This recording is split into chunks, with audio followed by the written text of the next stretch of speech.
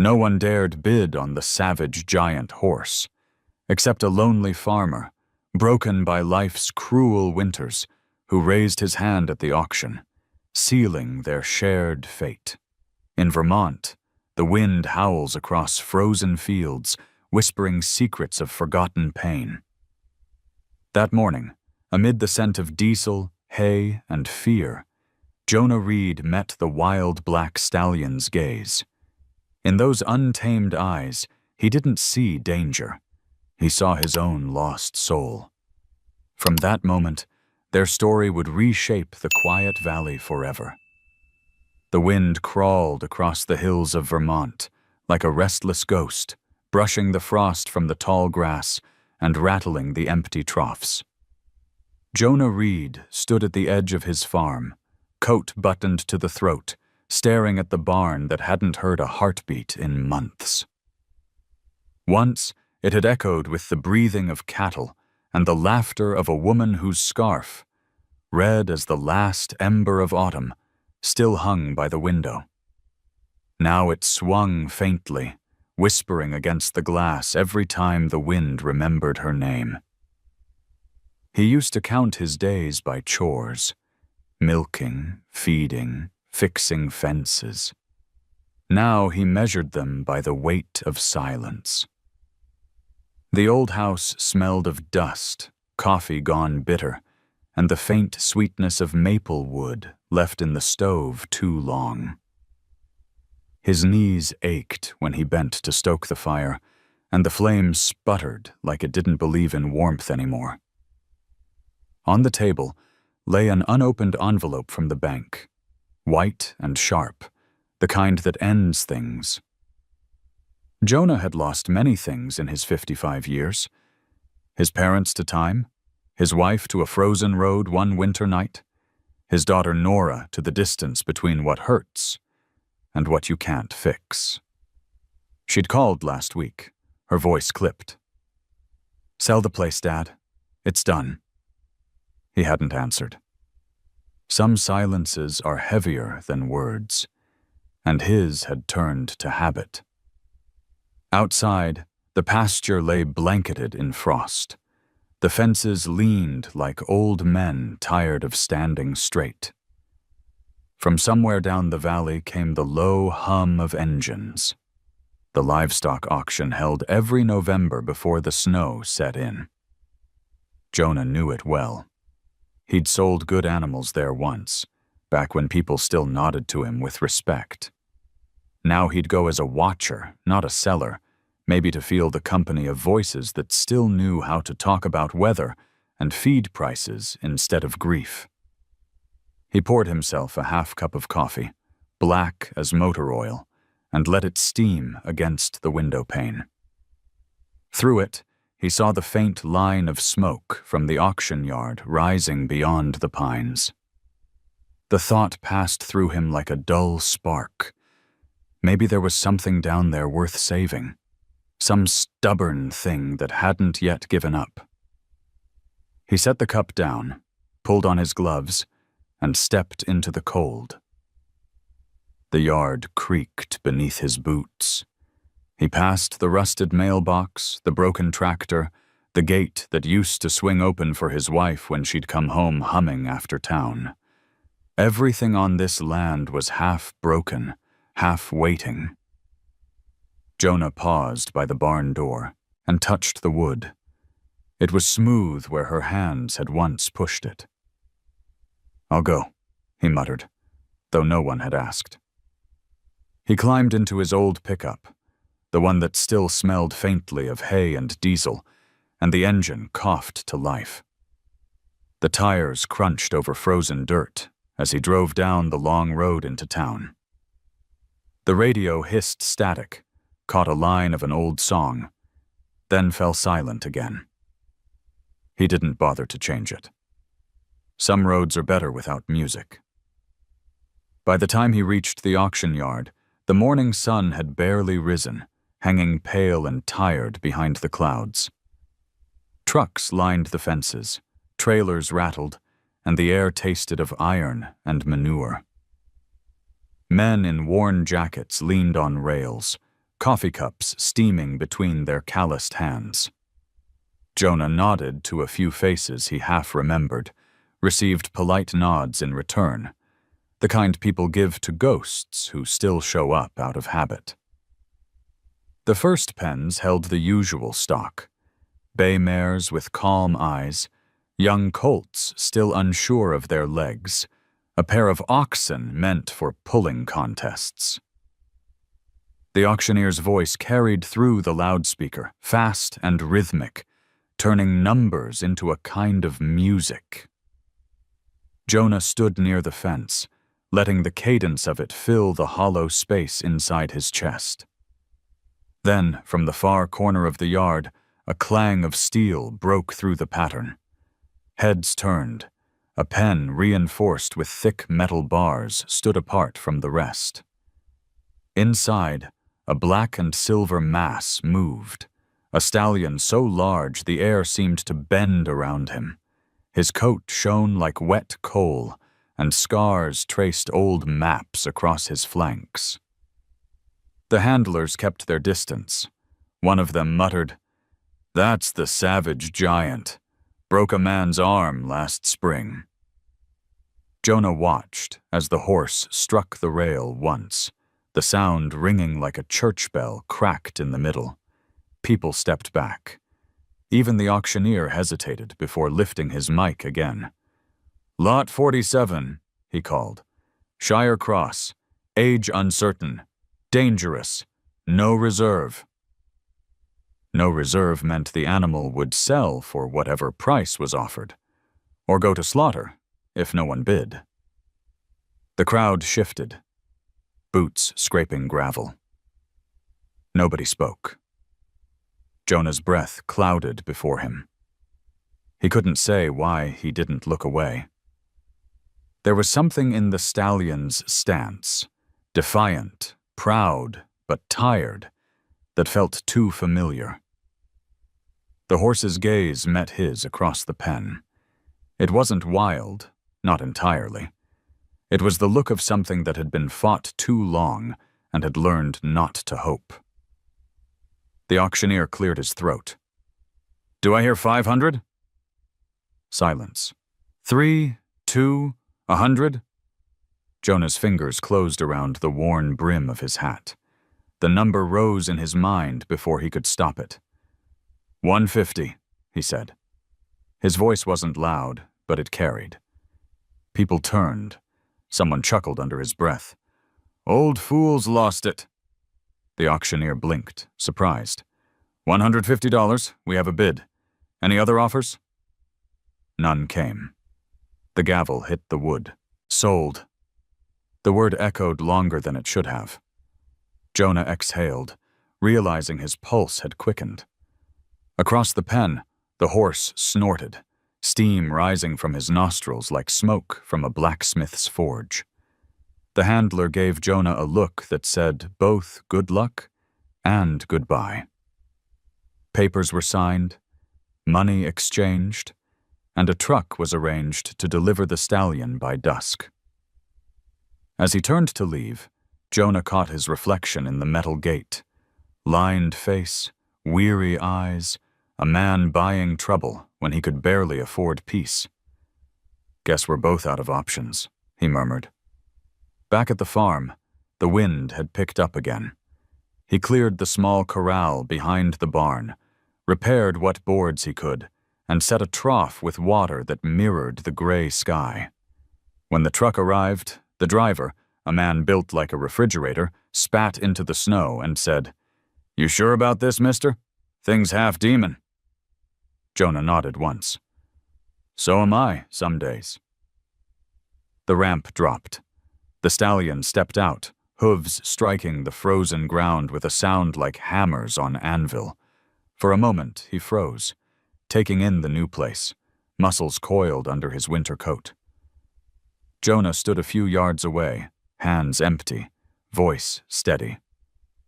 "Welcome home," he said. The horse swung his massive head toward him, eyes like dark glass. For a heartbeat, neither moved. Then the stallion turned, pacing the fence line, breath steaming in the cold. Jonah let the distance stay. He knew better than to rush something that didn't trust. That night, he sat on the porch, watching his breath fade into the dark. From the barn came the dull thud of hooves against wood, the rhythm of a creature testing its cage. Jonah pulled the red scarf tighter around his neck and whispered to the wind, "We'll see who breaks first, you or me." The stars were faint behind the clouds, and the smell of snow drifted near. Somewhere in the barn, the stallion huffed, a sound half-warning, half-weary sigh. Jonah leaned back in the creaking chair, feeling the ache in his bones settle beside the ache in his heart. Tomorrow, he would give the horse a name. Something that meant there was still a place to rest, even for the lost. And when dawn came, pale and cold, he would step into the yard again to see if the giant had survived the night. The next morning broke pale and wind-bitten, the kind of light that turned every breath into a ghost. Jonah parked near the rows of trailers, engines humming low, the smell of hay and gasoline mixing with frost. Men in heavy coats stood with hands tucked into their pockets, talking about feed costs, diesel prices, and weather forecasts. Each sentence short and practical, like money-changing hands. Jonah nodded to a few of them, but nobody asked why a lonely dairy farmer who'd sold his herd months ago had come to the auction again. He lingered near the rails, watching the handlers move animals from pen to pen. A bay mare shivered under the touch of a cold brush. 2 oxen bellowed, their breath rising like smoke. The loudspeaker cracked overhead, the auctioneer's voice fast and sharp, calling out numbers that felt more like drum beats than prices. Jonah sipped coffee that had gone lukewarm and bitter. He wasn't here to buy. At least, that's what he told himself. He only wanted to watch something alive, something that hadn't yet decided to give up. But when the crowd shifted toward the far end of the yard, a murmur rippled through them, half curiosity, half warning. The handlers opened a reinforced gate, and a massive black and silver stallion stepped into the light. The creature's mane hung in tangled ropes, hooves thick as dinner plates. Old scars laced his flank like pale handwriting. He moved with a dangerous grace, the kind that comes from too many fights won by survival alone. "Back again," someone muttered.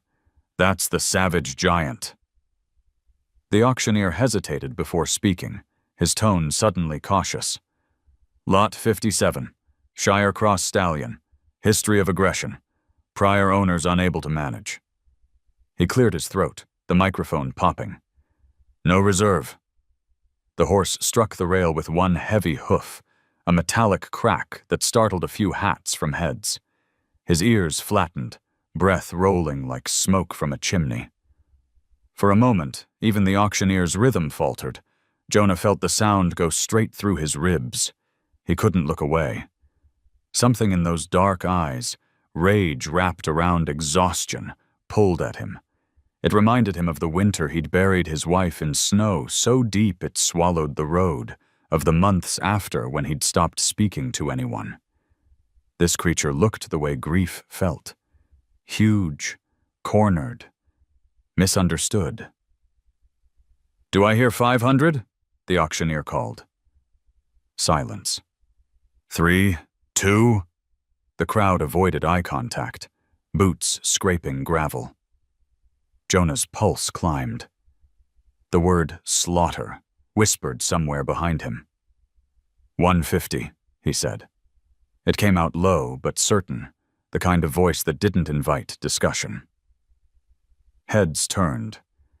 A man near the fence chuckled, shaking his head. "He'll never load that monster." The gavel came down hard. "Sold, 150 to the gentleman in the brown coat." A ripple of disbelief ran through the yard. The handler scribbled notes, muttered, "You just bought yourself a death wish, old-timer." Jonah signed the paper anyway. The pen scratched like frost across metal. As the crowd drifted to the next pen, he stayed, watching the stallion pace the small square of mud. The animal's shoulders bunched with every breath, but when Jonah met his gaze again, something inside the horse stilled. It wasn't peace.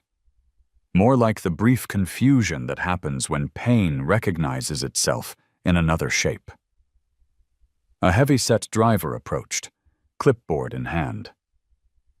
"You want him delivered?" Jonah nodded. "End of Mill Road. Reed Dairy." The man whistled. "Thought that place was done." "Not yet," Jonah said. "Wait." Afternoon. Gray clouds rolled in from the west.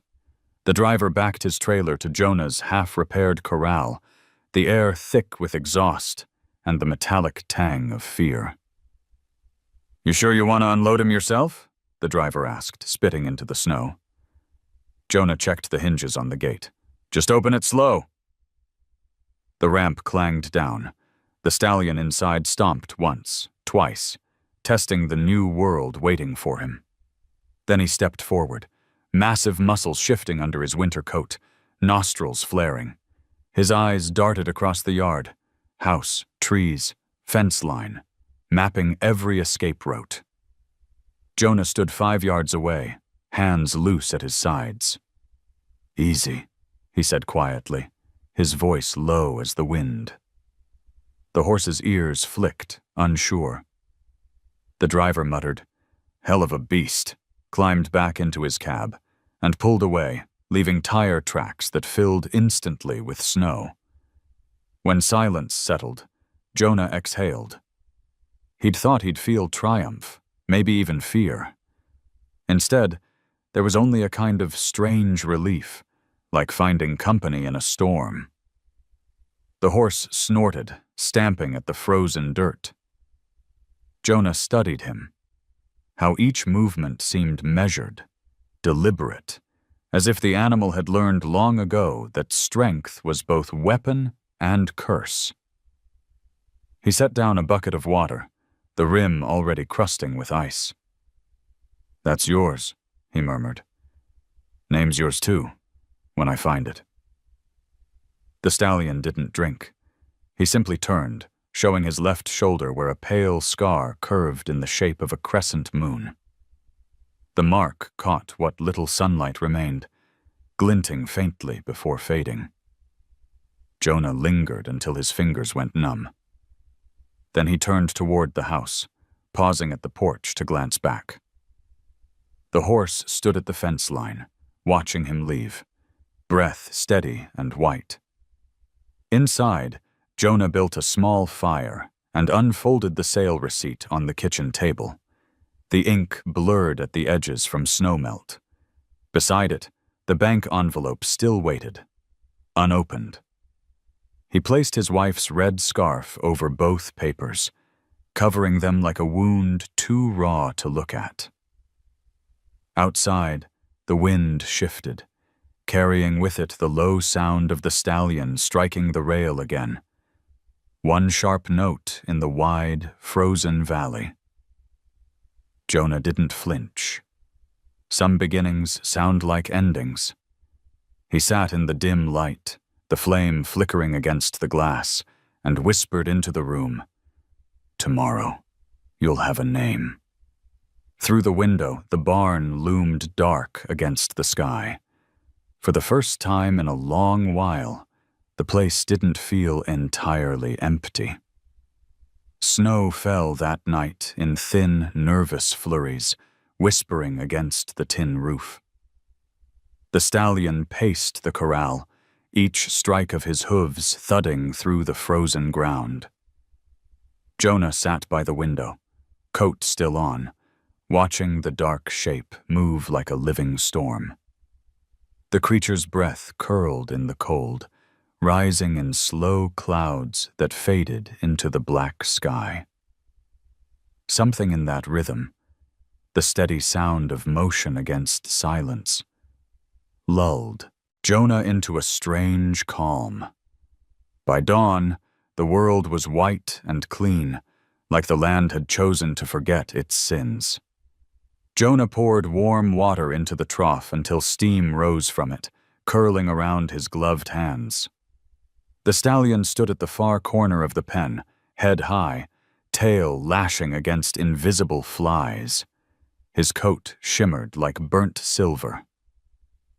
Jonah had spent most of the night thinking of a name, something that could hold the idea of rest, of returning after a storm. "Harbor," he said softly. The word slipped into the cold like a secret. The horse's ears flicked, but he didn't move. Jonah leaned against the fence. A harbor's where things that have been tossed around finally stop fighting the wind. Guess we both could use one.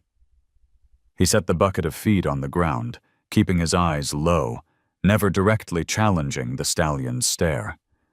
The horse pawed at the snow, testing the distance between them. Jonah didn't push closer. He had learned, through years of loss, through the quiet cruelty of time, that forcing connection only makes things run. So, he waited. Inside the barn, the smell of hay and diesel mingled with dust. Jonah repaired the broken boards one by one, hammering slowly to keep the sound soft. Between each strike, he could hear Harbor snort outside, testing the rails again. Once, the sound of hooves hit metal so sharply it echoed like a gunshot. Jonah froze. The old instinct, fear, rose in him, but he forced his breath steady. "You're not the only one who hates cages," he muttered, lowering the hammer. That afternoon, he left the corral gate open just a few inches while he carried in fresh hay.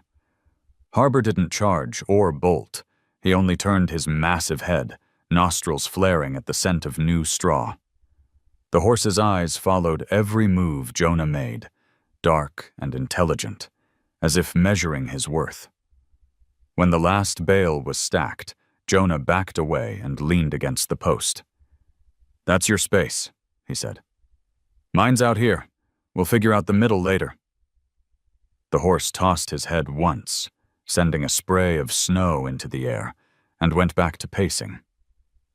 Jonah stayed until the wind picked up, biting through his coat. Inside the house, the red scarf hung over the chair where his wife used to sit by the stove. He took it down and rubbed the wool between his fingers. Its warmth, faint, but real. "You'd laugh at me," he said quietly, "buying a beast that scares grown men." The kettle hissed on the stove. He poured a cup of coffee and let it cool beside him.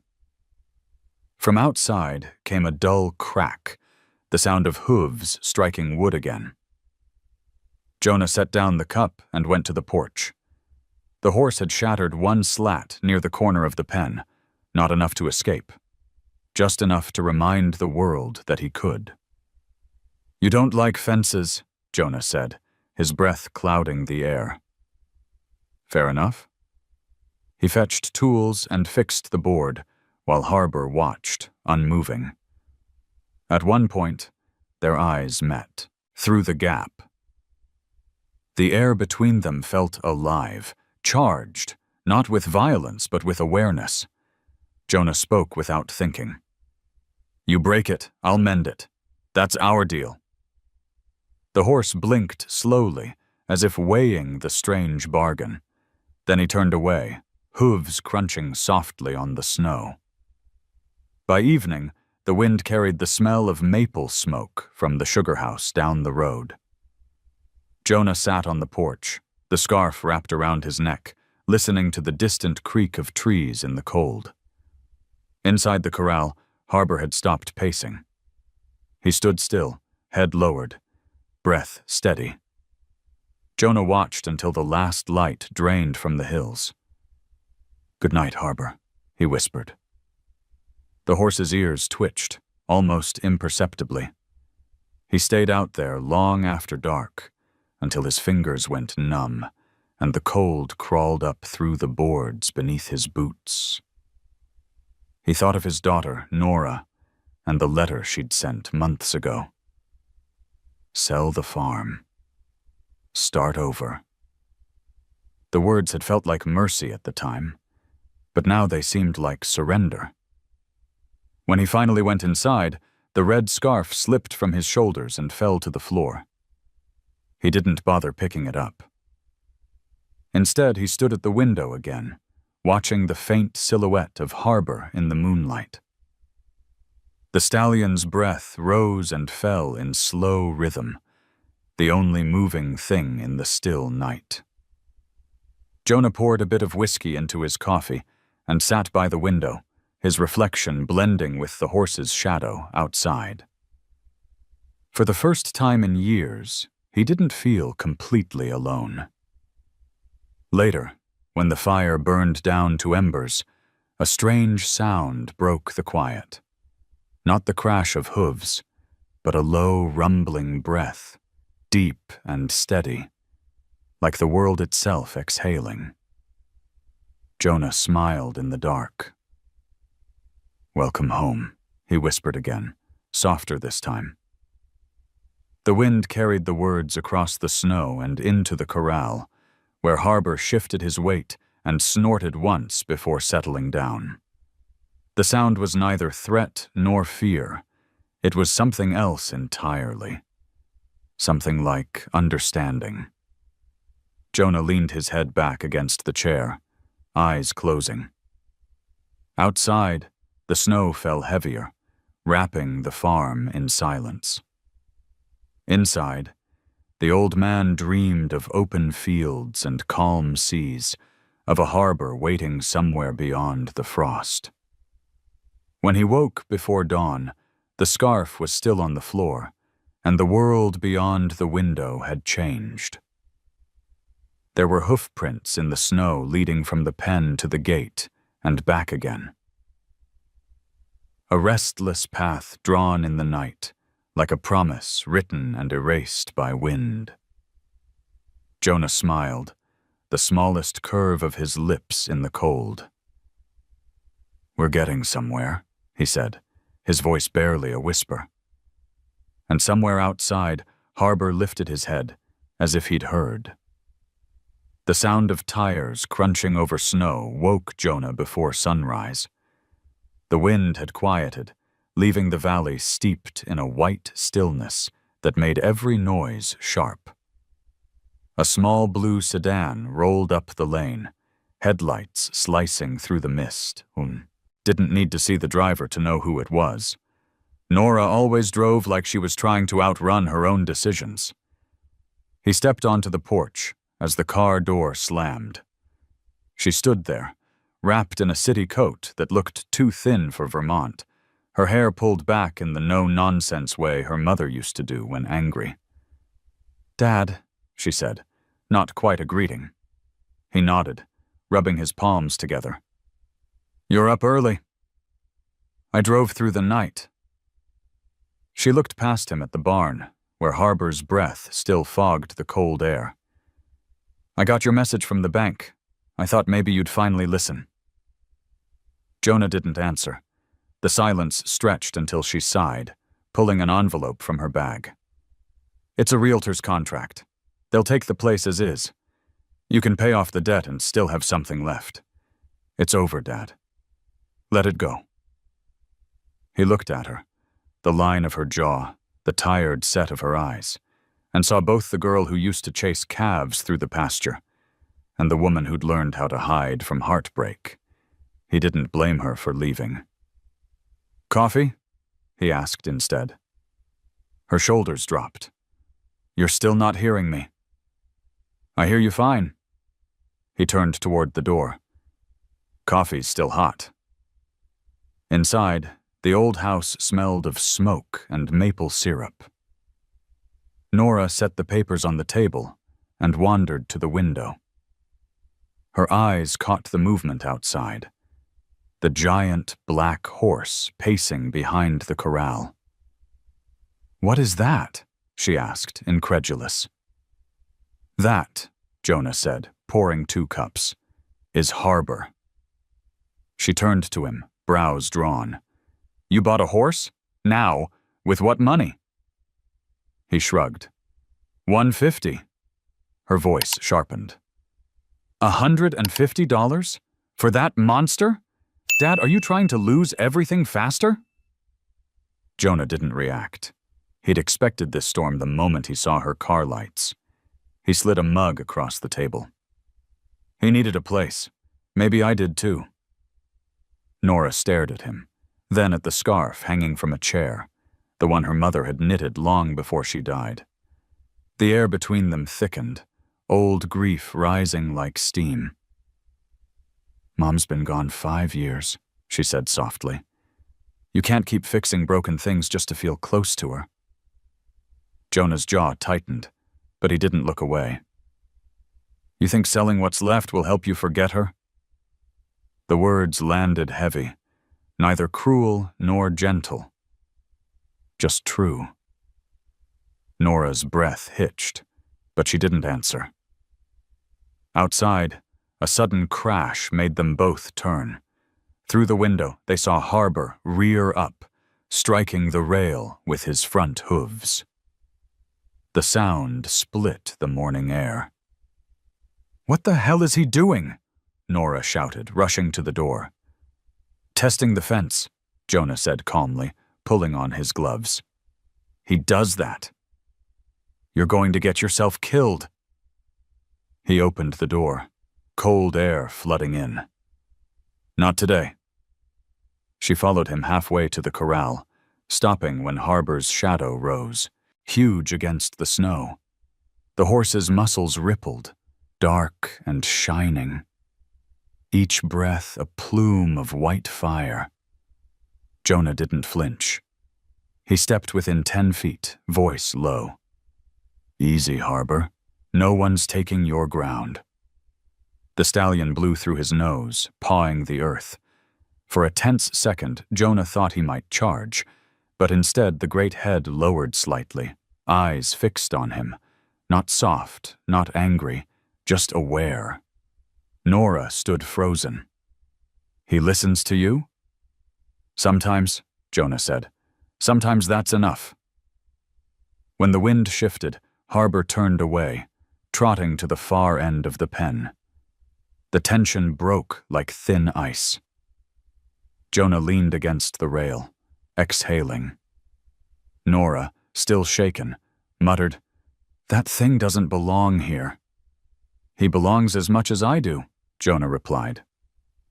She watched him a long moment, her face unreadable, then turned toward the house. "I'll stay 2 days," she said finally. "Long enough to make sure you don't end up under that fence." Jonah smiled faintly. 2 days, then. By afternoon, the sky had gone a dull pewter. Nora unpacked her laptop and papers at the kitchen table, while Jonah worked outside, repairing the feed shed. Every now and then, she caught herself looking out the window. Harbor stood near the fence, ears flicking toward Jonah's hammering. When he moved to fetch new boards, the horse shifted too, following the motion like a shadow that refused to fade. That evening, as the light drained from the hills, Nora found Jonah sitting on the porch steps, a thermos of coffee between his boots. The horse was barely visible now, a dark shape against the fading snow. "You named him Harbor," she said, sitting beside him. "Why?" Jonah tilted the cup, watching the steam rise. "Because even storms need somewhere to rest." For a while, neither spoke. The quiet between them felt like a truce made of brittle glass. Then Nora said, "You know this place can't last forever, right?" Jonah looked out over the field, where Harbor stood perfectly still, head high, ears catching the last whisper of wind. "Maybe not," he said. "But while it does, It's enough." She followed his gaze, her face softening despite herself. "He's beautiful," she admitted. Jonah smiled without turning. "Took you long enough to notice." When the porch light flickered on, Harbor lifted his head and gave a low rumble from deep in his chest. The sound rolled across the field, low and resonant, like thunder holding its breath. Nora leaned forward, startled. "What was that?" "Him," Jonah said, "saying goodnight." They sat in the dim glow until the cold finally pushed them inside. Nora lingered at the door, looking back once more at the dark silhouette in the pen. The wind picked up, catching her hair, and for a heartbeat she thought she saw her mother's scarf fluttering across the fence line. When she closed the door, she didn't notice the faint sound outside, a smaller, quicker rhythm. On the other side of the fence, a boy's laugh carried through the night air, followed by the creak of snow under small boots. Elliot, the neighbor's son, had come to see the giant for himself. Morning came thick with fog, the kind that made the valley look half forgotten. Jonah woke early, pulled on his boots, and lit the stove before the house remembered to be cold. From outside came the slow creak of boards in the wind and the deep, rhythmic breath of the stallion shifting his weight in the pen. The scent of damp earth and horses hung in the air, an old perfume that once meant livelihood and now meant survival. He filled the pot with sap drawn from the maple trees behind the barn, set it on the stove, and waited for the water to turn the color of amber glass. The process was slow, but it filled the house with sweetness, softening even the smell of rust and dust.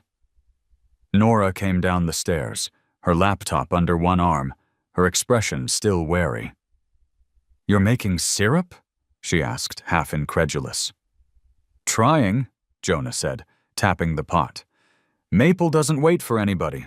Neither does the land." Outside, the fog began to lift, revealing Harbor standing still at the fence, his coat glinting like polished iron beneath the early sun. Nora watched him through the window. "He hasn't moved for 5 minutes," she said. "He's listening," Jonah answered. "To what?" "Everything." Harbor's ears twitched toward their voices. The horse hadn't tested the fence since the day before. He stood quiet now, like the land had whispered something only he understood. Jonah poured the first syrup into a jar, the golden liquid catching the light. For a moment, the small kitchen felt alive again, steam on the windows, the faint hum of life returning to a place that had forgotten warmth. Later, Jonah carried a bucket of water out to the pen. His breath came in soft clouds, mingling with Harbor's. "Morning," he said quietly. The horse flicked his tail but didn't shy away. Jonah set the bucket down, leaned on the rail, and began talking. About nothing, really.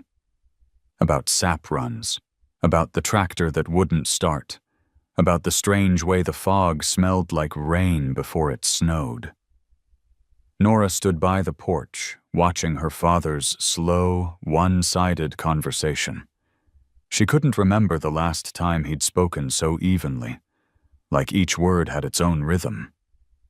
The sound of his voice seemed to anchor the space between him and the horse. When Jonah turned toward the gate, Harbor took a single step forward. It was small, deliberate, and so quiet it made the air hold its breath. Jonah didn't move, didn't even glance up. He only said, "Good," the word soft as sap dripping from bark.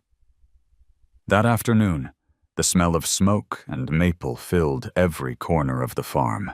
Jonah left the kitchen window open to let it drift out toward the pen. Nora worked at her laptop, but her eyes kept drifting to the movement beyond the glass. Harbor's shadow crossed the field like a tide, slow and constant.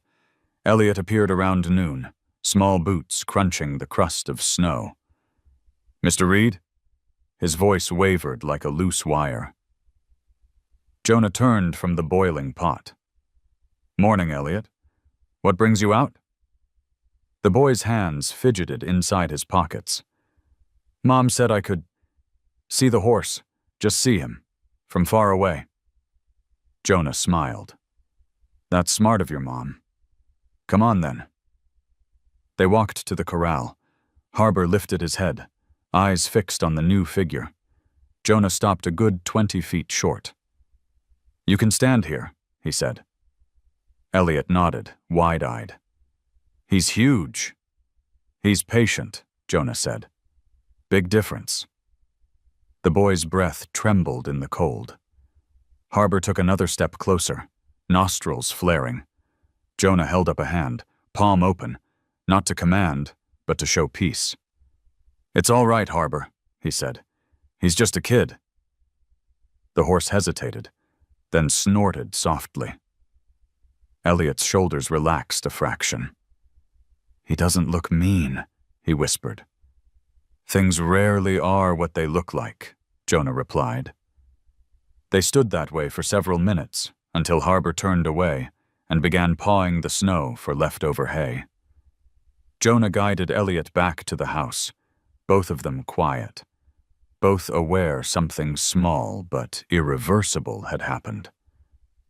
By the time they reached the porch, Nora was outside, arms folded against the cold.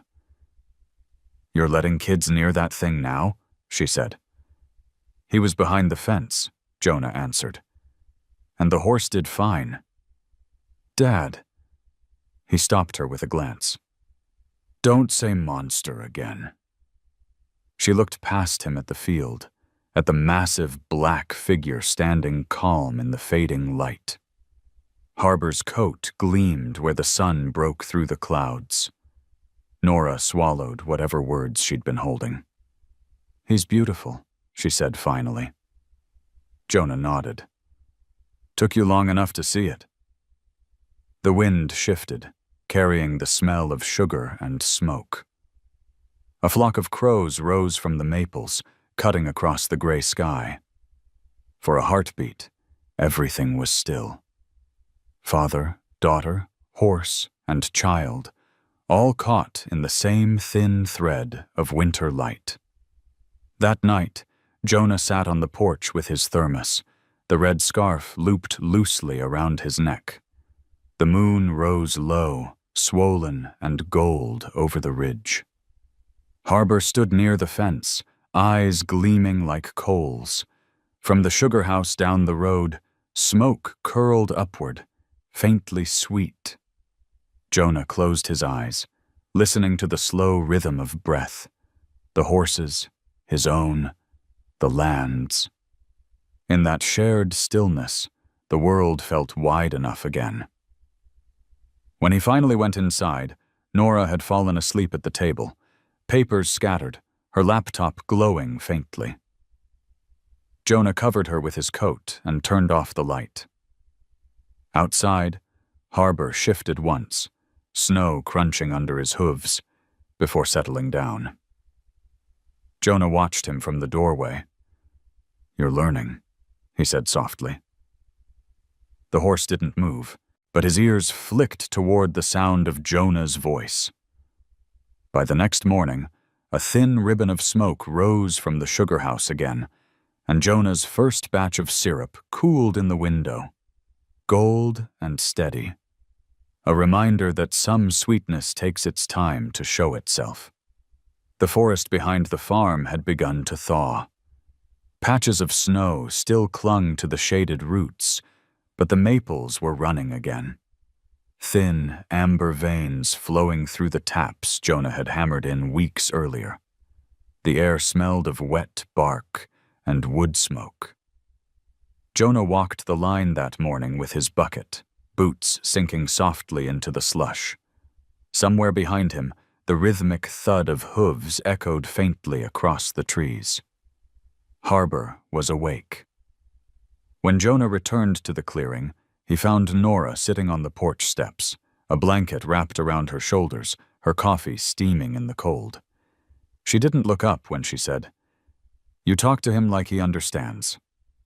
"He listens," Jonah replied, setting down the bucket. "That's more than most folks do." "He's still wild, Dad. You know that, right?" Jonah smiled. "So am I." She rolled her eyes, but didn't argue. Instead, she watched as he crossed to the pen, carrying a flake of hay under one arm. The sun slid through the thinning clouds, turning the frost on the rails to glass. Harbor stood at the far end, massive and motionless, his dark coat shining like wet stone. Jonah stopped just inside the gate, the hay balanced in his arms. He didn't call the horse's name, didn't whistle, just waited. Minutes passed. The only sounds were the creak of thawing branches and the steady drip of melting ice. Then, slowly, Harbor turned his head. He took one heavy step, then another. Jonah's pulse quickened, but he kept still. The stallion's breath flared in the chill, his hooves crunching softly against the old snow. When he reached the hay, Jonah lowered it gently onto the ground, his palms open and empty. Harbor sniffed the pile, ears twitching. Jonah could feel the animal's warmth from 3 feet away, an invisible wall of life and power. "Good boy," he said quietly. "That's all I wanted." He started to step back, but something in the horse's gaze held him there. Harbor lifted his head, eyes steady, and exhaled. The sound was low, almost human. Then, cautiously, almost reluctantly, the stallion extended his neck. Jonah didn't move, didn't even breathe. The muzzle brushed against his palm, rough and warm and real. For a heartbeat, the world stopped. Every muscle in Jonah's body wanted to tense, but he forced himself to stay soft, to match the rhythm of Harbor's breath. The horse's whiskers grazed his skin, curious, testing. Jonah could smell hay and iron and something older, the scent of an animal that had learned to survive through mistrust. "That's it," he whispered. "Nothing to prove." From the porch, Nora had risen halfway to her feet. She pressed a hand to her mouth, afraid to speak. The sight of her father, hands open, head bowed, the giant horse leaning toward him, looked less like taming and more like prayer. Harbor withdrew suddenly, tossing his mane, a ripple of power running through him. Jonah took a careful step back, giving the animal space. The connection had lasted no more than 3 seconds, but his hands tingled as if they'd touched fire. When Harbor turned away to eat, Jonah let out a breath he hadn't realized he was holding. He leaned against the fence, the boards cool through his jacket. For the first time in months, the ache in his chest loosened. Later, inside, Nora set a mug of tea beside him. "I saw," she said simply. He looked up, startled. "Yeah? I didn't think he'd ever let you near him." Jonah smiled, lines deepening around his eyes. "Neither did I. Guess we both misjudged him." Nora hesitated, then added, "Mom would have loved that." He swallowed hard, the warmth of the tea cutting the edge of the memory. "She had a way with things that scared easy," he said softly.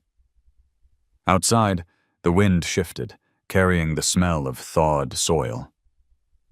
Harbor stood in the slanted light, head lowered, chewing slowly. The world felt gentler than it had in a long time.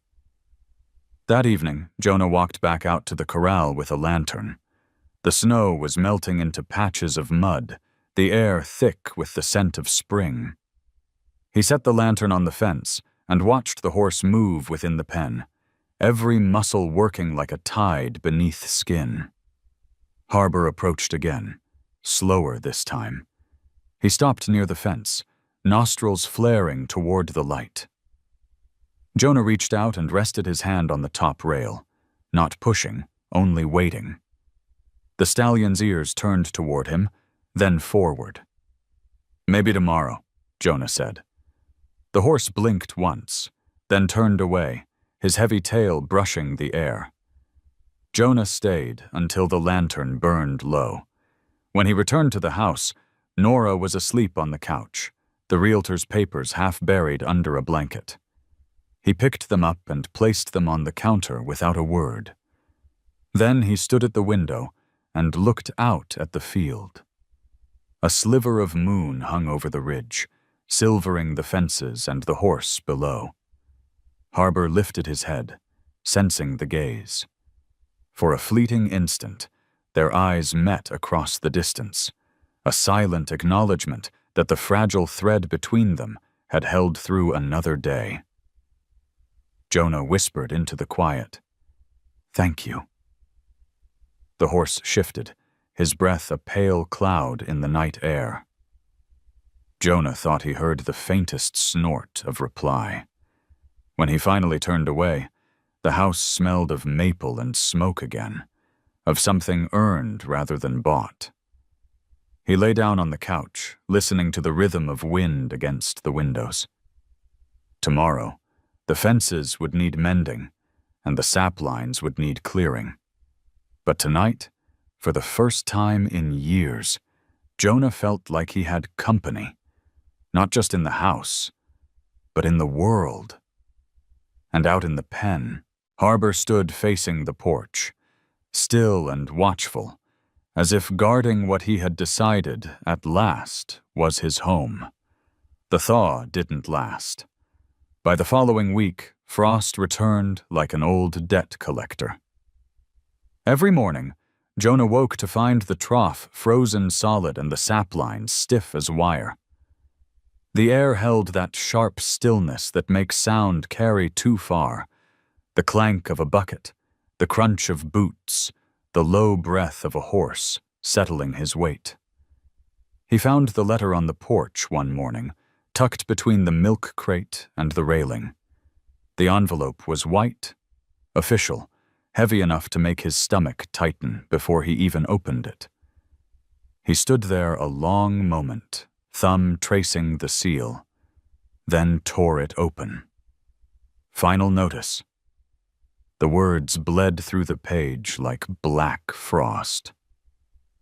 The farm loan, 3 payments past due. Foreclosure proceedings scheduled for spring. Jonah read it twice, as if repetition might dull the meaning. It didn't. Inside, Nora was on a video call, her voice steady, businesslike. She wore that same mask she'd learned in the city, the one that made her sound fine no matter how close she was to falling apart. Jonah slipped the letter into his coat pocket and poured coffee he didn't want. When she ended the call, he said, "Bank's tightening the rope." She turned, startled. "You opened it?" He nodded. "I told you this was coming," she said. "You could have stopped it months ago if you'd just sold." He took a long sip, the coffee bitter as the words between them. "Selling's not fixing. It's quitting." "It's surviving," she shot back. "You can't keep patching holes in a boat that's already under." Jonah didn't answer. He pulled on his gloves and stepped outside, letting the door shut behind him. The cold bit deep, but it was cleaner than arguing. At the corral, Harbor stood waiting, steam rising from his back in the pale sun. The stallion had learned his rhythms now. Morning feed, slow approach, quiet company. Jonah leaned on the fence and said, "Looks like we're both on borrowed time." The horse turned his head, ears flicking toward the sound, and for a second, Jonah felt seen in a way no letter could erase. Later that afternoon, a truck rumbled up the lane. Dust rose behind it, even on frozen ground. Hank Morrison climbed out, boots creaking, his bulk filling the cold air. "Heard you bought yourself a death wish," Hank said, nodding toward the pen. That thing damn near broke my ribs last winter. Jonah wiped his hands on his coat. Guess he's mellowed some. Mellowed? Hank barked a laugh. He's biding time. You can't change what's bred in bone. Maybe not, Jonah said, but you can give it a reason to try.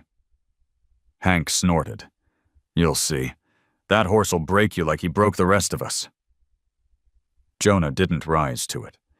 He only said, Coffee's hot if you want to thaw out. Hank hesitated, then shook his head. Suit yourself, Jonah added, turning away. As Hank drove off, Harbor let out a low, rolling nicker, something between a warning and a farewell. Jonah watched the truck disappear over the ridge and said, Good instincts. By evening, the sky bruised purple. The maple smoke drifted faintly across the field. Nora stood at the window, the bank letter open on the counter behind her. She watched her father move through the cold, his steps slow, deliberate. He stopped by the fence, touched the top rail with one hand, and just stood there. The horse came closer, close enough that she saw the shimmer of his breath in the dying light. Jonah whispered something she couldn't hear. Then Harbor bowed his head slightly, the gesture so subtle it might have been imagined. But it made something inside Nora falter. She turned away before the tears found her. That night, the argument they didn't finish returned like weather. I can't keep watching you drown, Nora said, voice low but hard. You're betting everything on an animal that's broken. Jonah looked at her across the table. Maybe he's not the one I'm betting on. She stared at him, unsure whether to be angry or afraid. You think this horse is going to save you? I think maybe we save each other, he said. Silence stretched. The clock ticked like a heartbeat no one could control. Jonah stood, fetched his coat, and stepped outside again. The moon was full, silvering the fields. Harbor stood near the gate, watching him approach. Jonah reached into his pocket and pulled out the letter. He read the last line aloud into the wind. Property subject to repossession within 60 days. He crumpled the paper, shoved it deep into his coat. They can take the land, he told Harbor, but they can't take the ground under your feet. The stallion's ears turned forward. Jonah reached through the rails, brushed his fingers against the thick mane. This time, Harbor didn't pull away. The contact lasted only a moment, but it steadied him more than any promise from a bank ever could. Inside, Nora watched through the frost-glazed window, her face lit by moonlight. The sight twisted something in her chest, a blend of fear and pride, grief, and something like faith. Later, she found the crumpled letter on the counter and smoothed it out. She read it once, then folded it neatly and tucked it into her bag. When Jonah came back in, she said quietly, I'll call the bank in the morning. Maybe there's another way. He gave a small nod. Appreciate it. She looked at him for a long moment. Dad, if this doesn't work, what then? Jonah shrugged. Then we work harder. He poured himself a cup of coffee, hands steady despite the tremor in the light. Outside, Harbor snorted once, the sound rolling through the quiet yard like an echo of defiance. Jonah smiled faintly. He's not giving up, he said. Nora didn't answer, but she found herself looking toward the window again where the horse stood, dark and unmoving, like a mountain waiting for the wind to change.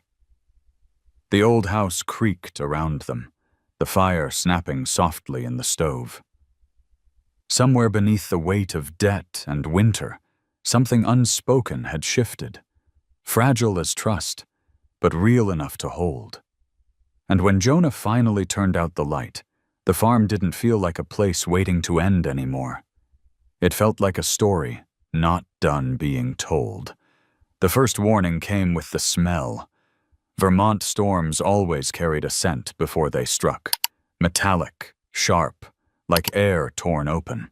By late afternoon, the wind had picked up across the valley, hissing through the dry grass and rattling the old tin roof. The radio in the kitchen muttered weather alerts between static bursts. Whiteout conditions.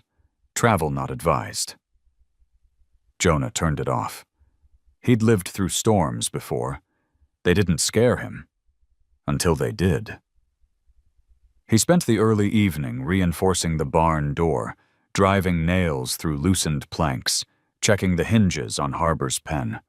The sky was already bruised, the light fading too fast for comfort. From the kitchen window, Nora watched him work. Head bowed, coat collar pulled up, every movement deliberate. When he came inside to grab rope and a lantern, she said, "Dad, this looks bad. You should come in before dark." He shook his head. "Just one more round." "Jonah." She used his name like an anchor. "It's not worth it." He smiled, faint and stubborn. Everything worth keeping needs shoring up when it gets rough. Then he was gone again, swallowed by the wind. By dusk, the world disappeared. Snow came in sideways sheets, smothering sound and distance alike. Harbor moved restlessly in the corral, his black shape flickering in and out of view like a phantom. Each gust made the boards moan. Jonah's lantern bobbed through the whiteout, a small flame fighting a great emptiness. He reached the barn just as a gust tore at the roof. The door slammed behind him, snow following him inside like a ghost. Harbor snorted, ears pinned, muscles quivering under his thick coat. The storm's roar outside sounded like surf crashing against invisible cliffs. "Easy, boy," Jonah said, his voice barely audible over the howl. "We'll wait it out." The horse paced the narrow space, each turn scraping hooves against frozen ground. Jonah checked the feed bin, the latches, the crossbeams. One of the rafters groaned under the weight of snow piling on the roof. He felt the vibration through the floorboards. From the house, Nora's flashlight blinked faintly through the storm. She was calling something, his name maybe, but the wind shredded it into nothing. Jonah grabbed the lantern, squinting toward the sound. "Stay inside," he shouted, though the gale swallowed the words whole. He turned back just as Harbor reared, the movement sudden and violent. The horse's hooves struck the rail, sending a crack through the post. Jonah lunged forward on instinct, trying to secure the panel before it gave. A sharp pop followed. The roof beam above them split, one half collapsing with a cry like the breaking of bone. Jonah didn't have time to move. The timber slammed across his leg, pinning him to the frozen floor. Pain flared white behind his eyes. The lantern rolled, spilling its light in frantic arcs. "Harbor," he gasped. The stallion backed against the far wall, nostrils flaring, the whites of his eyes showing bright as ice. Jonah pressed his palms against the beam, tried to lift. It didn't budge. The cold cut deeper now, crawling into his bones. Outside, thunder rolled through the blizzard. A strange, distant sound. Snow poured through the gap in the roof, covering his hands, the beam, his breath. "Harbor," he tried again. "Easy, boy. Don't run." The horse's body coiled like a spring. Then he bolted, through the broken gate, into the storm. Jonah watched the black blur vanish into white nothing. The wind screamed. His heart dropped into that void with it. He sagged back, vision tunneling. So this is how it ends, he thought. Not with fear, but with the quiet grief of unfinished things. The farm, his daughter, the horse, everything half mended, half lost. The storm pressed on. Minutes, maybe hours, passed in a gray blur. Then came a sound that didn't belong to the wind, the crunch of hooves. Heavy ones. Jonah lifted his head, snow clinging to his beard. Out of the white came a shape. Massive, black, haloed by the flicker of lightning. Harbor.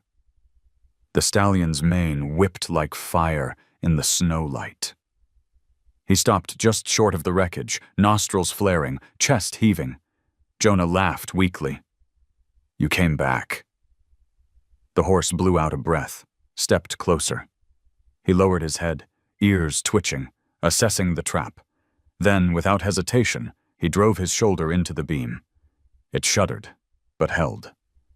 He tried again, harder, muscles bunching under his coat. A crack split through the wood. "Good boy," Jonah groaned. "Once more." The third blow broke it. Jonah rolled free, dragging his leg clear. Pain ripped through him, but he didn't care. He crawled toward Harbor, gripping the horse's mane to pull himself up. The stallion stood still, solid as stone, letting him lean against that strength. "Let's go," Jonah said, breath ragged. Together they moved toward the half-collapsed gate, the snow slashing across their faces. Harbor led the way, pushing through drifts that rose past Jonah's knees. Each step was agony, but the horse didn't falter.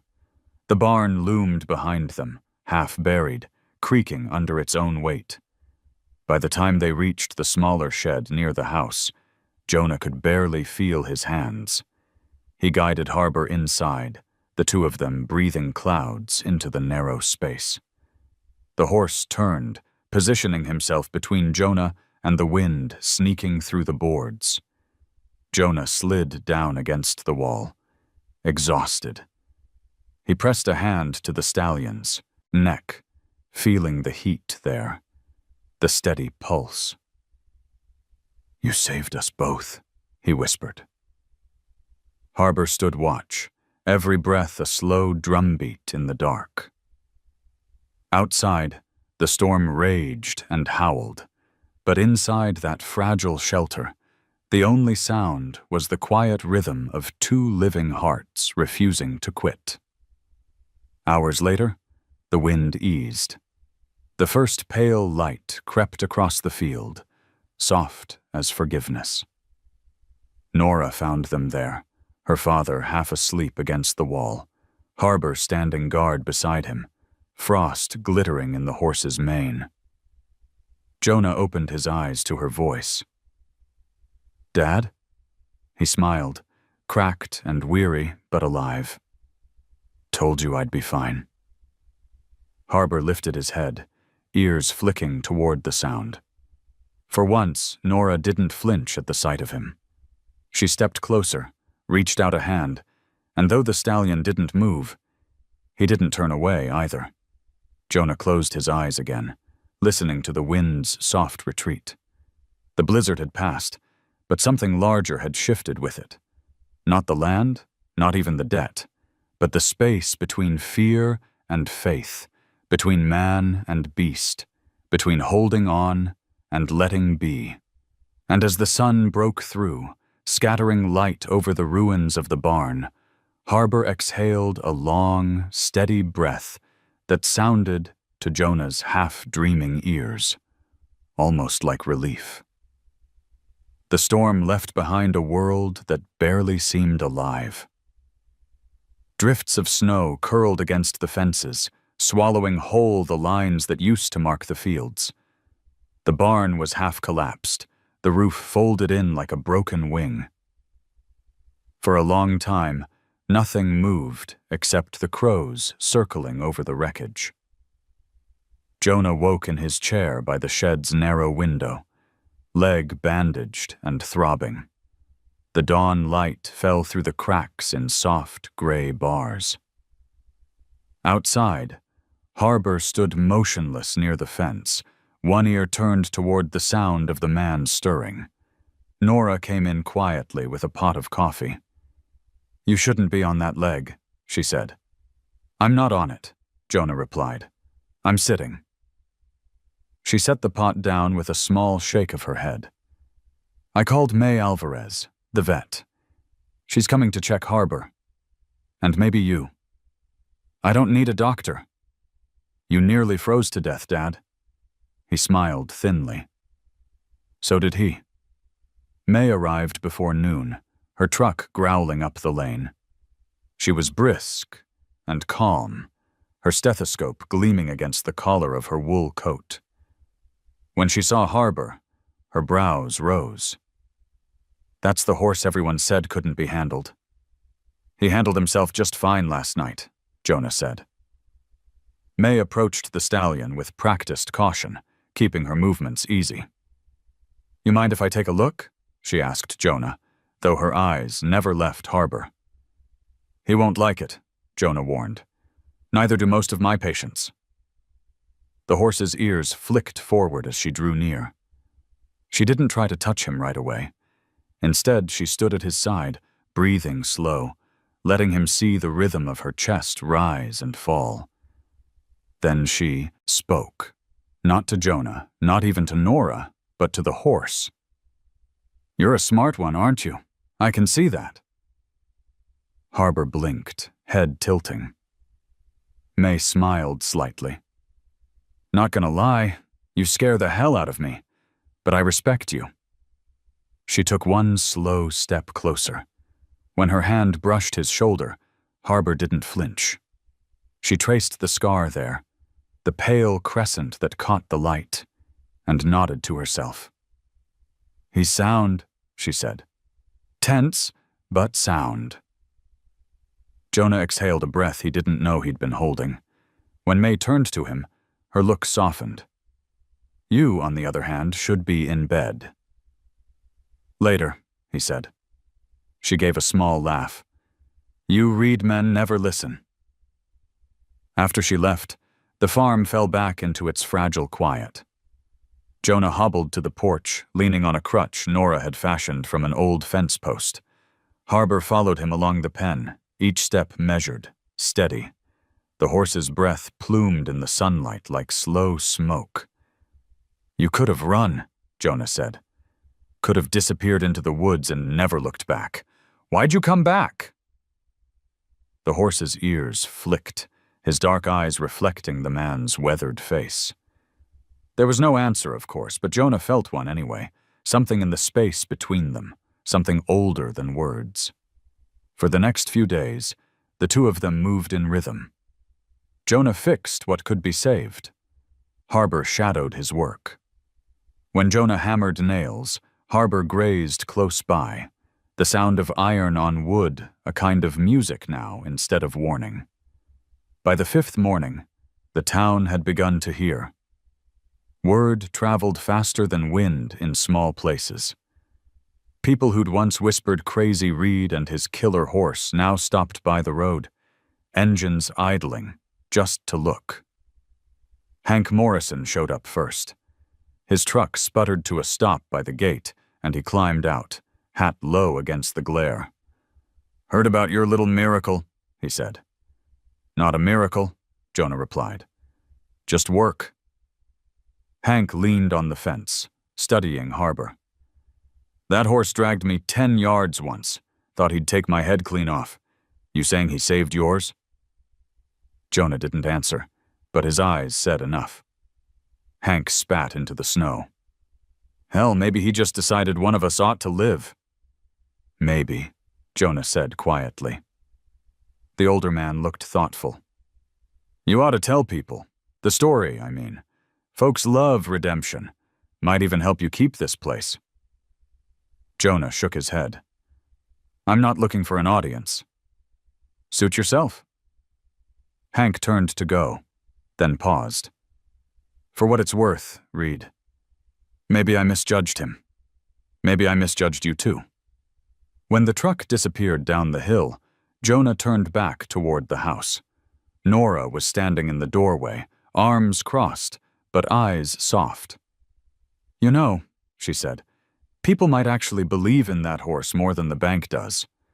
"Let them," Jonah said. "Belief's a rare thing around here." That night, the air turned clear and still. The stars returned, sharp and cold, scattered across the dark like pieces of glass. Jonah sat on the porch with a blanket over his knees. Harbor stood at the edge of the field, moonlight spilling over his back. The horse raised his head, and for a long time they watched each other across the quiet. "Looks like we made it through," Jonah said aloud. "Barely."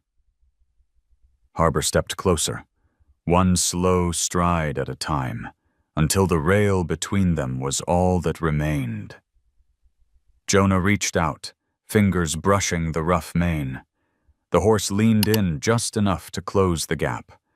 For the first time, Jonah didn't feel like he was holding on to the farm, or to grief, or to the past. He was just holding the moment, the breath of another living thing, the pulse under his fingertips, the sound of the land remembering how to be gentle. Nora came to the door then, her voice soft. "Dad, come inside. You'll freeze." He looked back once. "In a minute." She hesitated, then smiled. "He's beautiful tonight." Jonah nodded. "He always was." The horse stayed by the fence long after Jonah went in, ears turning toward every faint sound in the house. When the porch light clicked off, Harbor lowered his head and stood guard beneath the stars. By morning, the frost had melted into silver water running down the rails, and the smell of thaw carried across the field. The storm had taken much, but it had left something better behind. A quiet understanding that survival wasn't luck. It was loyalty. And for the first time since his wife's passing, Jonah woke without dread. He looked out the window and saw the horse standing exactly where he'd been all night, waiting. Not trapped, not tamed, just home. The world had the color of ash when dawn came, pale light over snowmelt, fences glistening with frost. The storm had stripped everything bare. The air was sharp, still humming with the memory of wind. Jonah stood at the edge of the porch, his crutch pressed into the boards, legs stiff under the layers of bandage. He could smell pine and wet wood, and beneath that, the faint sweetness of thaw. Harbor grazed near the broken section of fence, the one Jonah hadn't yet repaired. The stallion's coat shimmered like tarnished silver, the once black hair now dusted with frost that caught every breath of light. When Jonah called softly, "Mornin', Harbor," the horse lifted his head, ears forward, as if to answer. Nora stepped out behind her father, holding 2 mugs of coffee. "It's almost warm again," she said. "The radio says the storm drifted east." Jonah nodded. "We got lucky." "Lucky?" She handed him a mug. "You were pinned under a beam. Harbor's the reason you're standing." He took a slow sip. "Then maybe luck's got hooves." They both smiled, the kind that comes after fear has passed, but hasn't been forgotten. By mid-morning, May returned in her truck, tires hissing on the wet gravel. She examined the barns, damage, then turned her gaze to Harbor. "He's walking clean," she said. "No swelling, no heat. Whatever you two went through, he came out steady." Jonah leaned on his crutch, studying the animal that had saved him. "He's tougher than he looks." May smiled. "So are you." Nora lingered nearby, her arms folded, but her expression was softer than it had been in weeks. "I keep thinking about that night," she said quietly. "He could have run. Everything in him said to run." "He didn't," May replied. Some animals don't forget kindness, even if it took a while to find it. The three of them stood watching as Harbor moved across the field, careful and calm. Each step left deep prints in the slush, clear against the white. They were heavy tracks, but somehow graceful. Later, while May packed up her gear, Jonah noticed the red scarf, his wife's, lying on the porch rail where he'd hung it to dry. He lifted it, the wool still faintly smelling of wood smoke. Without a word, he walked to the pen. Harbor watched him approach, nostrils flaring at the scent of the wet fabric. Jonah tied the scarf loosely around the horse's thick neck. She'd have liked you, he murmured. Harbor turned his head, brushing the edge of the cloth with his muzzle. It was the smallest movement, yet it made Jonah's chest tighten. For a moment he thought of his wife, her hands, her laughter, and how the world had gone quiet the day she left. Now that quiet felt different, less like emptiness, more like peace. That afternoon, the sunlight broke fully across the valley for the first time in days. Meltwater trickled down the slope, feeding the stream that had been buried under ice since December. Nora helped her father repair the fallen boards while Harbor watched from nearby. Every hammer strike echoed like punctuation in a new beginning. You ever think you might start over? Nora asked between swings. Jonah smiled faintly. Seems I already did. She nodded toward the horse. Because of him? Because I stopped expecting to lose everything, he said. That's a start? By sunset, the fence was whole again. Jonah stood back, wiping sweat and sawdust from his brow, the red scarf flashing like a flame against Harbor's chest. The stallion exhaled, a long, even breath, and stepped closer to the rebuilt rail. Jonah reached out and touched his neck. No hesitation. No fear. The horse stayed still. From the porch, Nora snapped a picture with her phone. The click startled neither of them. You know, she said, people are going to ask about him, about what happened that night. Jonah shrugged. Then tell them the truth. And what's that? That we didn't give up on each other. When darkness settled, May drove off down the road, and Nora went inside to make dinner. Jonah lingered by the fence, hands tucked into his coat. The moon rose early, bright and full over the ridge, spreading silver across the snow. Harbor grazed in its light, his breath rising like smoke. Jonah spoke into the cold. You saved me, Harbor. But you saved more than that. The horse lifted his head, tail swishing lightly. Yeah, Jonah said, smiling. You did. Inside, the house glowed with the golden pulse of the stove. He could hear Nora humming in the kitchen, a tune he hadn't heard since her mother's funeral. The melody drifted through the open door, soft and steady. Jonah turned once more toward the horse. The red scarf fluttered in the wind, bright against the white world. It wasn't a banner, not a claim of ownership, but a sign of survival. By the time he went inside, Harbor had settled near the fence, head lowered, the light of the porch catching in his eyes. Jonah paused in the doorway, taking in the smell of maple syrup warming on the stove, the sound of dishes clinking, the small, perfect peace of an ordinary night.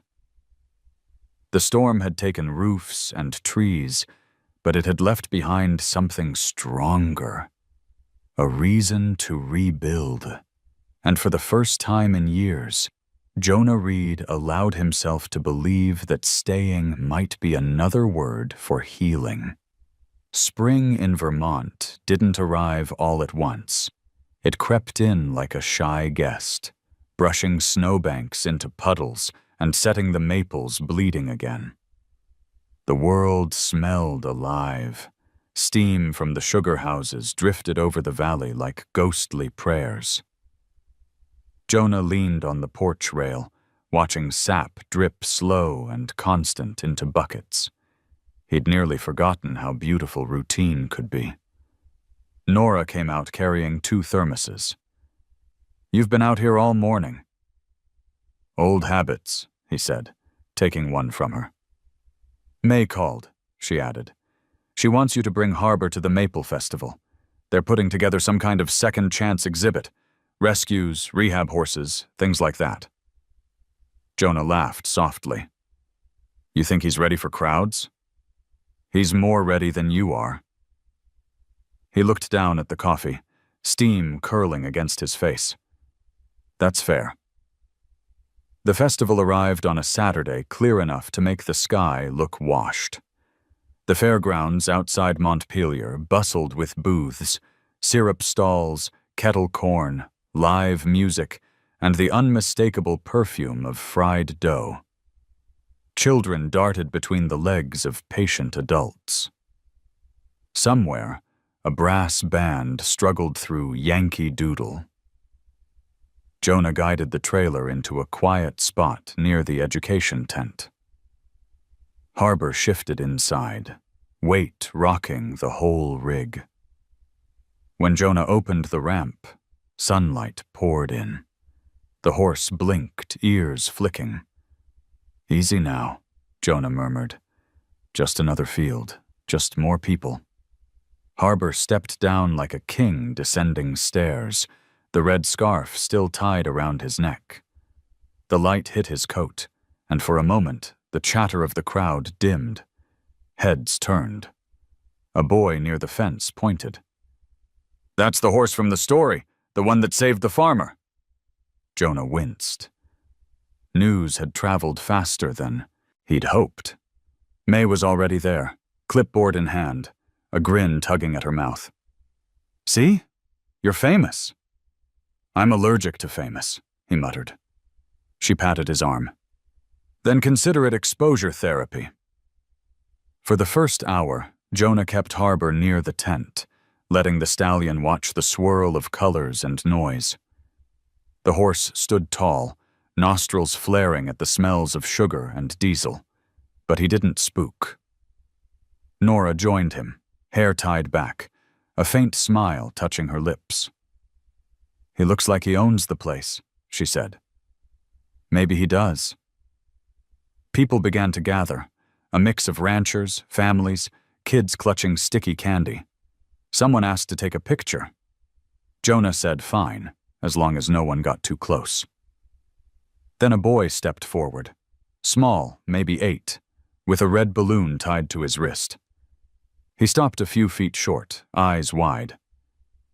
"Can I pet him?" he asked, voice trembling like it might break. Jonah crouched beside him.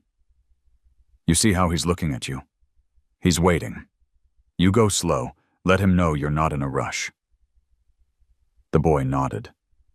His hand shook as he reached out, fingers hovering an inch from the great black muzzle. Harbor lowered his head, sniffed once, and stayed still. The balloon brushed the horse's neck, and instead of flinching, Harbor blew a gentle breath that made the string quiver. The boy giggled. "He's warm," he said. "Warm's a good start," Jonah said softly. Around them, the noise of the fair receded. For a heartbeat, it was only the 3 of them, man, child, and animal, sharing the same steady rhythm of breath. Cameras clicked, but Jonah didn't care. The moment belonged to none of them. When the boy stepped back, Harbor followed a half step, ears relaxed, eyes half-lidded. The crowd applauded quietly, unsure why they were clapping, except that something gentle had happened, and it felt rare. May leaned over Jonah's shoulder. "Told you he was ready." Jonah grinned. "Guess I was the one who wasn't." The rest of the day passed in a blur of handshakes, photos, and questions. People asked what it took to tame a horse like that, what he fed him, what it felt like the night of the storm. Jonah kept his answers simple. It wasn't taming, he said more than once. It was listening. Late afternoon sunlight slanted gold through the sugar house smoke. Jonah stood with May and Nora at the edge of the fairground, Harbor tethered nearby, calmly chewing hay. Children waved as they passed. Some shouted his name like he was part of a legend now. Harbor, the hero horse. Nora leaned on her father's shoulder. You ever think you'd see this day? He looked at the stallion. Didn't think I'd see many more days at all. She smiled. You think he knows what he means to people? Jonah shook his head. He just knows we're still here. That's enough. As dusk settled, lanterns lit up the fairground. Music softened. Voices turned low and warm. Jonah walked Harbor along, the fence line to stretch his legs before loading him for home. The air was sweet with syrup and smoke, familiar and safe. A teenage girl stopped him, notebook in hand. Sir, could I write about you and Harbor for my school paper? Jonah hesitated, then smiled. Sure, just tell the truth. What truth's that? She asked. That not everything broken stays that way. She wrote it down, word for word. On the drive home, the road curled through the valley like a silver ribbon under the moonlight. Nora slept in the passenger seat, her head tilted toward the window. Harbor shifted occasionally in the trailer behind them, the rhythmic sound of hooves steady and calm. Jonah kept one hand on the wheel, the other resting against the seat beside her, feeling, for the first time in a long time, like he was driving toward something instead of away from it. When they reached the farm, the night was cool and clear. Harbor stepped from the trailer with an easy grace, as if the earth itself welcomed him back. Jonah loosened the scarf around his neck, the red cloth glowing faintly under the porch light. Home again, he murmured. Nora looked up at the stars. Do you think Mom would have liked today? Jonah nodded. She would have loved every second. Harbor gave a soft, low nicker that sounded suspiciously like agreement. The three of them stood there under the starlit sky, framed by the faint hum of the world coming back to life. For Jonah, it wasn't about festivals or fairgrounds or stories told by strangers. It was about the quiet proof that even after everything, the storms, the debts, the loneliness, there was still a place for grace. And it stood right here on 4 legs, wearing a red scarf, breathing slow and steady in the cool night air. Spring had finally come for good. The maples dripped clear and lazy, the fields blushed with green, and the last scraps of ice slipped away down the ditches. Jonah woke early, not from habit, but because the light spilling through the window had the soft gold of promise. The house was still, breathing around him like an old friend at rest. Outside, the air smelled of wet soil and pine. Harbor stood in the pasture, grazing near the far fence, the red scarf faded now to the color of wine. Each movement was slow, deliberate, certain. The morning wind carried bird song and the faint hum of insects, a different kind of music than winter's silence. Jonah poured a cup of coffee and took it out to the porch. He had rebuilt the barn, smaller but stronger this time, its new boards pale and clean against the horizon.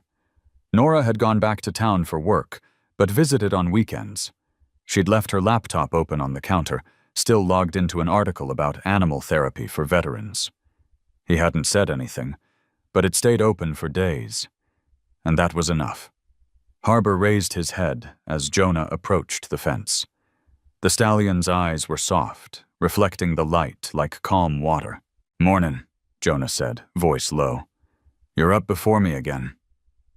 The horse flicked an ear, the faintest acknowledgement. Jonah rested his hand on the top rail. "You remember that storm?" he said quietly. "I still feel it sometimes, mostly when it's too quiet." Harbor stepped closer, his shadow blending with Jonah's. The smell of hay and sun-warmed hide filled the air. Jonah reached out and brushed his fingers through the thick mane. "We made it through," he whispered. "You and me." The stallion exhaled, the sound deep and steady, and lowered his head until it rested briefly against Jonah's shoulder. The weight of it, the quiet trust, was almost too much to bear. By midday, the farm was busy again. May dropped by with supplies. Elliot came running down the road carrying a drawing he'd made of Harbor at the festival. "He looks like a hero," the boy said shyly. Jonah studied the picture. Big, dark horse, small red scarf, sunlight everywhere. "He is one," he said. "But don't tell him that. He's got a temper." Elliot laughed, and the sound carried across the pasture. Harbor lifted his head, ears pricked toward the boy, unbothered now by sudden movement or laughter. Nora arrived later, pulling into the drive with a new bag of feed and a box of maple candies. She hugged her father without hesitation, a gesture so simple and overdue that Jonah could barely find words. "You smell like syrup and hay," she teased. "Best cologne money can't buy," he said. That evening, as the sun sank behind the ridge, the family gathered by the fence. Nora leaned her chin on her arms. Elliot chattered about school, and May told stories about the horses she'd treated that month. Harbor stood near them, patient and unhurried. The air had that golden stillness that comes when the day holds its breath before night. Jonah watched the light fade from the hills. "You know," he said, "I used to think peace was something you earned. Turns out it's just something you stop fighting." Nora looked at him. "You're not thinking of selling anymore, are you?" He shook his head slowly. "This place might never make a fortune, but it's honest work, keeps the heart steady." May raised her cup of coffee. "To steady hearts," she said. Jonah lifted his in return. "To the quiet between them." They toasted as the first stars pricked through the sky. The sound of Harbor breathing joined the breeze, a rhythm so calm it felt like the land itself was exhaling. When night finally settled, Jonah stayed outside. The others went in, leaving the porch light off. Fireflies winked over the fields. Harbor grazed a little closer to the fence, each step slow, the red scarf swaying like a memory. Jonah sat on the top rail, listening. Somewhere an owl called, and from far down the road came the hum of a truck engine fading into distance.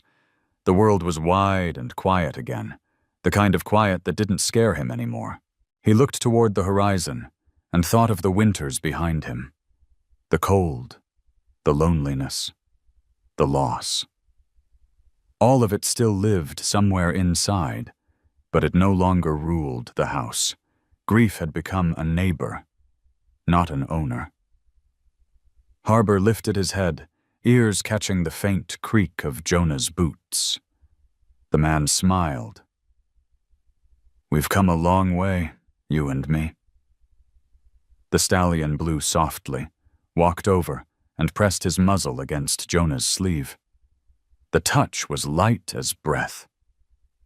Jonah reached up and let his fingers trace the curve of the horse's face.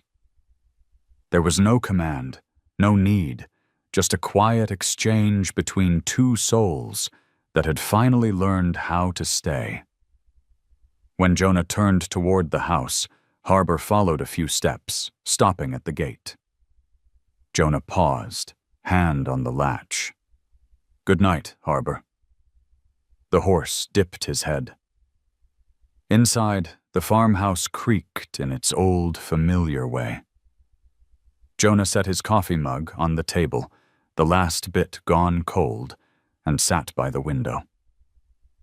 The moon was high now, washing the pasture in silver. He could see Harbor still standing there, the great shape outlined against the grass, still as stone, but alive with presence. He thought of the auction yard, the first day, the fear in both their eyes. He thought of the blizzard, of the moment that beam broke, of the breath that saved him. So much had been lost since then, but tonight, none of it felt wasted. It had led here, to this quiet, this grace, this proof that even what's broken can learn to hold weight again.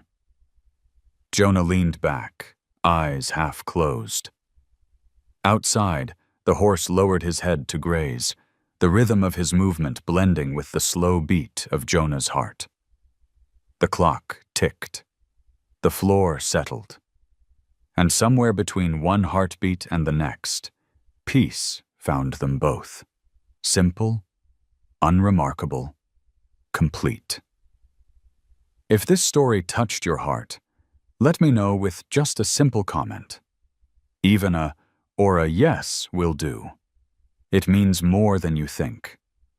And if you'd like to walk with me through more true and tender stories about people and the animals who save them, hit subscribe and stay close. There's always another story waiting just around the bend.